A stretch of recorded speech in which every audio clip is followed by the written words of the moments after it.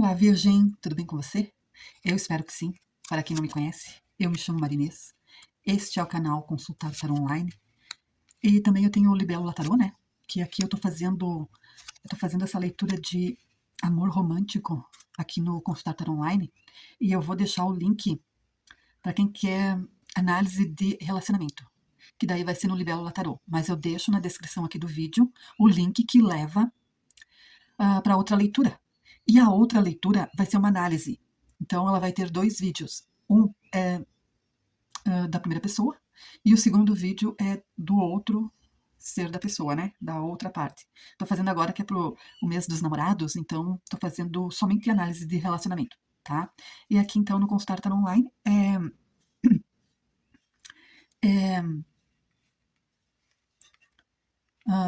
leitura de amor romântico, tá bom? Então, nós vamos aqui pra leitura, né? E há amores que se recusam a terminar, né? Mesmo quando todos os sinais aqui apontam para o fim. E persistem como chamas ao vento, sabe? Curvadas, ameaçadas, mas ainda vivas, ainda quentes. Então, esta leitura ela nasce exatamente deste lugar. O limiar delicado entre o que foi e o que ainda poderia ser. Entre a lucidez que encerra e a emoção que resiste. E o que nos move a segurar aquilo que já está solto? Né? O que nos faz congelar os sentimentos como uma tentativa de preservar o que o tempo quer dissolver? E quando o outro, com clareza, com dor, já caminha para dentro de si mesmo, de si mesma, o que resta ao coração que ainda não aprendeu a despedir? Então, aqui ao longo desta reflexão, vamos percorrer 5 dimensões essenciais de um relacionamento em crise. A postura diante do inevitável, a intenção do outro, os obstáculos internos, as tendências futuras e o que o amor, se pudesse falar, diria agora. Cada camada será analisada, e não apenas emocionalmente, mas através das lentes da psicologia arquetípica também e da sabedoria dos chakras, compreendendo que o amor nunca é apenas sentimento, é energia, é símbolo, é alma em movimento. Então aqui a próxima atitude, um 10 de espadas, é o coração que resiste ao fim, está no lado sombra. Aqui existe uma coragem particular, quase obstinada, naquele ou naquela que, mesmo diante do inevitável, escolhe se recuperar, e não como negação, mas como um ato de amor próprio, travestido de esperança. A recuperação aqui ela não é ilusão, é movimento natural da alma que ainda acredita no potencial daquilo que construiu. Mas recuperar-se do que exatamente?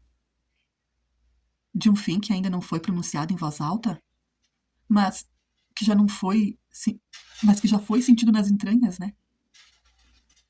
Porque o 10 de espada no lado sombra, ele se recusa a colocar o fim. Aqui dos silêncios também que se tornaram mais eloquentes do que qualquer palavras. De ausências que já chegaram devagar, quase sem que se percebesse. Até que o vazio se tornou maior que a presença. E a regeneração que emerge nesse estágio aqui não é fraqueza, é a pulsão vital do ser humano que se recusa a morrer antes de morrer, como um campo após o inverno. Existe algo dentro de quem ama que insiste em germinar, mesmo sob a geada. E é justamente essa teimosia do coração que transforma a dor em combustível para a reconstrução. E contudo, há um mecanismo silencioso e poderoso que se instala quando o fim parece próximo demais para ser enfrentado. O congelamento dos sentimentos. Bloquear o que sente não é ausência de amor, é o amor em excesso, guardado a 7 chaves, porque soltá-lo significaria admitir a perda. É o coração que diz: se eu não sentir, talvez não seja real. E resistir não é negar o fim, é tornar tudo o que foi verdadeiro antes que o silêncio consuma as últimas memórias. A psicologia nos ensina que resistir ao luto é uma resposta adaptativa, até um certo ponto. Mas quando a resistência ela se torna permanente, ela deixa de proteger e começa a aprisionar. O desafio aqui, portanto, É encontrar equilíbrio entre honrar o que foi vivido e permitir que o processo de transformação aconteça, mesmo que dolorosamente, né? Também aqui, desculpa, o chakra raiz, o Muladhara, que nos ancora no chão da realidade emocional. Antes de qualquer transformação é preciso sentir onde os pés estão, mesmo que o coração queira voar. E a psicologia arquetípica, o arquétipo do amante, né, Eros, e também do órfão emergem aqui, aquele que ama com intensidade e aquele que teme ser abandonado. E reconhecer qual desses padrões que nos habita é o primeiro passo para a liberdade interior. Mas qual é a intenção da outra pessoa? Olha só, um 3 de espada. É a dor que se veste de lucidez. E do outro lado dessa história aqui também existe alguém que sofreu, mas que por algum motivo escolheu um caminho diferente, o da clareza. E clareza nesse contexto aqui não significa frieza, significa que alguém chegou a um ponto de dor tão profunda que só restou o perdão como saída. E não necessariamente para o outro, mas para si mesmo, para si mesma. Aqui há um chamado à racionalidade que emerge quando os sentimentos construtivos se esgotam, né? Quando o amor ele se transforma repetidamente em conflito, em desconfiança, em mágoa, aí a mente ela começa a pedir socorro. E esse socorro tem um nome difícil aqui, que se chama distância. Não porque o amor acabou completamente, mas porque os sentimentos não construtivos que foram acumulados aqui ao longo do tempo se tornaram insustentáveis. E quando dizemos que os sentimentos eles foram absolutamente liquidados, não estamos falando de indiferença fria, estamos falando de exaustão emocional. Aquela que chega quando uma pessoa deu tudo o que tinha e ainda assim não foi o suficiente. É o cansaço de quem amou demais e foi ferido demais, até que a única saída honesta foi a retirada. E o perdão que habita nessa etapa aqui não é reconciliação, é desapego. É soltar o outro das amarras do ressentimento para que nenhum dos dois carregue o peso do que não funcionou como uma corrente perpétua. É dizer no silêncio da própria alma: eu te perdoo pelo que foi e me perdoo por ter ficado tanto tempo esperando que fosse diferente. E perdoar não é esquecer, né? É se libertar do peso de recordar com amargura. Então a intenção do outro não é cruel. É uma tentativa de sobrevivência emocional. É talvez a coisa mais honesta que o amor possa fazer. Quando percebe que se tornou destrutivo, né? Seja o silêncio que preserva a dignidade de ambos. E quais são os obstáculos desse relacionamento? Olha só, tudo espada, né? Aqui um cavaleiro de espadas. É uma armadura do coração aqui, né? Então todo o relacionamento que atravessa crises constrói ao longo do tempo seus próprios muros. E esses muros raramente são erguidos por falta de amor. São construídos com tijolo de mágoas e argamassas de experiências não processadas. O desafio é que, ao tentarmos nos proteger, também nos isolamos de tudo, daquilo que poderia até nos curar. E a desconfiança que se instala no relacionamento ferido, ele não nasce do nada. Ele tem uma história, tem origens, tem episódios concretos que o alimentaram. E ser perspicaz nesse contexto aqui significa ter aprendido muitas vezes de maneira mais dolorosa possível. E ler os sinais antes que eles se tornem feridas abertas. Mas essa perspicácia, quando excessiva, ela pode se tornar uma barreira que impede até mesmo os restos genuínos de chegarem ao coração, né? Uma armadura aqui, né? E a firmeza na amizade ou na inimizade, ele revela um arquétipo profundo, o guerreiro interior, né? Aquele que estabelece limites, que sabe distinguir quem está com ele e quem está contra, que não tolera a zona cinzenta da ambiguidade emocional. É uma postura que protege, mas que também pode endurecer o coração ao ponto de se torná-lo impermeável à ternura. O cuidado que emerge aqui é de natureza defensiva, não o cuidado que acolhe, mas o cuidado que vigia. E essa diferença aqui ela é fundamental. Um coração que aprendeu a se proteger pode esquecer de como se abrir. E a armadura que preserva também aprisiona, né? Aqui o chakra do plexo solar, o Manipura, nos obstáculos desse relacionamento reside nesse centro energético, porque é a sede da identidade, da autoestima, do poder pessoal. E quando ferido, o Manipura, ele nos torna defensivos, controladores e desconfiados. E quando saudável, nos permite ser firmes, sermos rígidos, cuidadosamente, sem ser fechado. Aqui na psicologia arquetípica, o arquétipo do guerreiro, ele se manifesta no seu lado sombra, né? Não como proteção saudável, mas como isolamento. Aqui Jung nos lembraria que a sombra de qualquer força é o seu excesso. A firmeza que vira rigidez, o cuidado que vira controle, a perspicácia que vira paranoia. É o coração que aprendeu a se proteger, deve um dia também aprender quando é seguro se abrir novamente. E reconhecer esses obstáculos aqui não é condená-los, é compreender com compaixão. Então foram respostas inteligentes à situação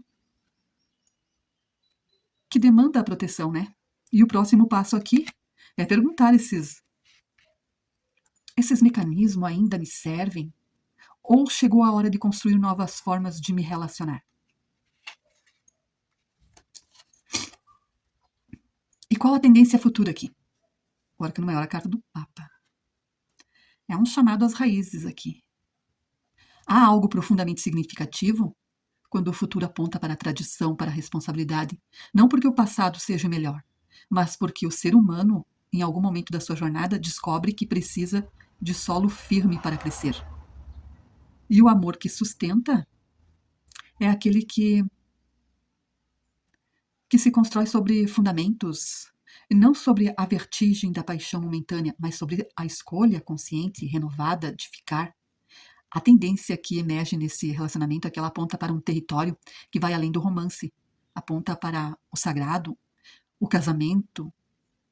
E o casamento aqui não deve ser compreendido apenas como instituição social, mas como um ritual de comprometimento, como uma declaração pública de que duas almas escolheram se responsabilizar uma pela outra. É a forma mais antiga e profunda de dizer assim: eu vejo você, eu escolho você de novo, todos os dias. A proteção e o amparo espiritual, que aparecem como tendência, revelam algo que o amor maduro carrega, a dimensão transcendente. Quando dois seres se amam com profundidade, eles se tornam guardiões um do outro. Não de maneira possessiva, mas de uma forma de que cada presença eleva a do outro. É o amor como altar, né? Como espaço sagrado onde a vulnerabilidade é acolhida em vez de julgada. E a confiança, palavra tão simples, né? Tão devastadora quando ausente. Surge como uma pedra angular desse futuro que se desenha. Construir confiança após a quebra é um dos atos mais corajosos que existem. Exige humildade de quem errou, generosidade de quem foi ferido e, acima de tudo, tempo. Aquele ingrediente que não pode ser apressado. O amor que dura não é aquele que nunca foi ferido, é aquele que, mesmo ferido, escolheu estar junto. Então, o futuro aqui não é um destino garantido, mas é um convite. Um convite para que ambos decidam se estão dispostos a construir algo que vai além do que sentiram, algo que permaneça quando o sentimento oscila, algo que resista quando as tempestades chegam, algo que seja escolhido mesmo quando a escolha é difícil. E o que a outra pessoa diria? 6 de copas. Aqui, se as palavras fossem permitidas, né? Existem coisas que o amor guarda no silêncio e não porque não quer dizer, mas porque as palavras parecem insuficientes para o peso do que carregam. E se essa outra pessoa pudesse falar sem filtros, sem medo, sem armadura, que o tempo aqui, né, ensinou a vestir, talvez fosse isso. Eu me lembro de tudo que foi bom entre nós. E é justamente isso que me dói mais. Saber que fomos capazes de algo tão bonito e ainda assim não conseguimos manter. E, Virgem, o passado positivo não desapareceu, ele existe como força viva na memória. Não como nostalgia paralisante, mas como prova de que o amor foi real, de que a alegria existiu, de que houve momentos de puro prazer, de preenchimentos que nenhum conflito pode apagar completamente. Há uma alegria que pertenceu a essa história, não a alegria ingênua e superficial, mas aquela que nasce do reconhecimento genuíno, de ser visto ou vista pelo outro ou pela outra, de ser acolhido nas imperfeições, de rir junto daquilo que só faz sentido entre os dois. E essa alegria ela foi real. E o fato de ter sido real é ao mesmo tempo a maior beleza e a maior dor deste momento. O prazer de que a outra pessoa falaria não é apenas físico, é o prazer de pertencer, de ter um lugar, de ser o lar de alguém. É a satisfação profunda de uma cumplicidade construída com o tempo e com a intenção. E esse tipo de prazer não se encontra em qualquer lugar. E quem viveu isso aqui sabe exatamente o que perde quando ele ou ela vai embora. E o preenchimento desta sensação de completude que o amor genuíno oferece habitou esse relacionamento em seus melhores momentos. Quando duas pessoas se encaixam de maneira real, elas preenchem lugares que nem sabiam que estavam vazios. E a saudade mais profunda, muitas vezes, não é de uma pessoa, é desse estado de ser pleno, de ser amado, de ser inteiro.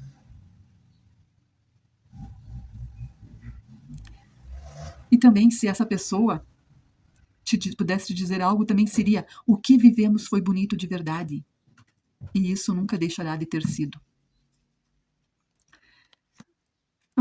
Aqui a conclusão, aqui, o amor não como processo, não como destino. Aqui, ao percorrermos essas 5 dimensões dessa história de amor, aqui uma verdade se revela, né? Com força crescente, que o amor não é um estado fixo, é um processo vivo que exige atenção, coragem e, acima de tudo, escolha. E recuperar-se, resistir, congelar e, enfim, soltar, são movimentos de uma dança que cada coração aprende a seu próprio tempo. A clareza do outro, o perdão que liquida os sentimentos destruídos, os obstáculos que se ergueram como proteção, o futuro que aponta para fundamentos sagrados e as palavras não ditas que guardam a beleza do que foi. Tudo isso compõe a tapeçaria complexa, né, e preciosa de um relacionamento que, seja qual for o seu desfecho, transformou ambos. A psicologia arquetípica nos lembra que cada padrão que vivemos no amor é, em última instância, um convite para nos conhecermos a nós mesmos mais profundamente. Os chakras, eles nos mostram que o amor percorre o nosso corpo inteiro, da segurança da raiz ao sagrado do coração, da expressão da garganta, do laríngeo, à intuição do terceiro olho, o 6º chakra. Não há amor que não mova todas essas dimensões do nosso ser. E talvez a lição mais importante dessa reflexão aqui seja qual for o caminho que este amor escolher, seja ele reconciliação ou encerramento, reaproximação ou distância, o que importa é que ele seja honrado, que as dores sejam reconhecidas, que as alegrias sejam celebradas, que ambas as pessoas saiam dessa experiência aqui mais inteiras do que entraram. Porque o amor verdadeiro, mesmo quando termina, nunca é desperdiçado. Ele nos molda, nos ensina, nos obriga a crescer. E se crescemos, então se cumpriu o propósito mais profundo. O amor que transforma não é aquele que dura para sempre, é aquele que deixa em cada um a marca permanente de ter sido, por um tempo, completamente e verdadeiramente amado. Então, se esta leitura aqui não foi para dar respostas, mas para abrir perguntas, as que só você pode responder no silêncio da sua própria alma, então, antes de você desligar, fechar esse vídeo e ir para outra página, reserve um momento, coloque a mão no teu coração, respire e se pergunte: o que eu estou segurando que já deveria ter soltado? O que esse amor me ensinou sobre quem eu sou? Que parte de mim precisa ser curada antes que eu possa amar ou ser amado de verdade? Estou escolhendo o amor por medo do vazio ou por genuína convicção de que quero essa pessoa na minha vida? Ego, né? E o que o meu coração diria se eu parasse de ter medo de ouvi-lo?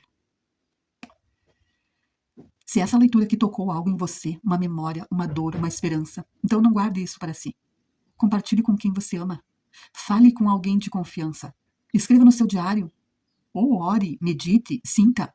O amor, ele é uma linguagem que aprendemos ao longo da vida inteira. Que cada relacionamento, mesmo os que doem, é uma aula. Não desperdice essa lição. A música aqui que me vem na cabeça é Evidências, né, de Chitãozinho e Chororó. Se eu digo que deixei de te amar, é porque eu te amo. A tensão entre o que a mente sabe, eu sei que entre nós dois não vai dar certo, e o que o coração recusa aceitar, é exatamente o congelamento de sentimentos resistindo ao fim inevitável. Ainda ontem chorei de saudades, de João Mineiro e Marciano, fala sobre morrer de amor ou de ciúmes, reler cartas antigas, brigar contra os sentimentos. É a sofrência raiz, né, clássica e poderosa que atravessa qualquer geração. Se você se identificou com alguma parte desta história, curta, comenta, compartilhe. A sua experiência pode ser exatamente o que alguém precisava ouvir hoje. Se não está inscrito aqui no canal, se inscreva para mais reflexões sobre amor, autoconhecimento e crescimento espiritual. Na descrição aqui do vídeo tem o link para a leitura de análise de relacionamento sua e da outra pessoa, se você quer ver a outra leitura. Porque amar com consciência é o maior ato de coragem que existe. Gratidão por você aqui. Até a próxima leitura.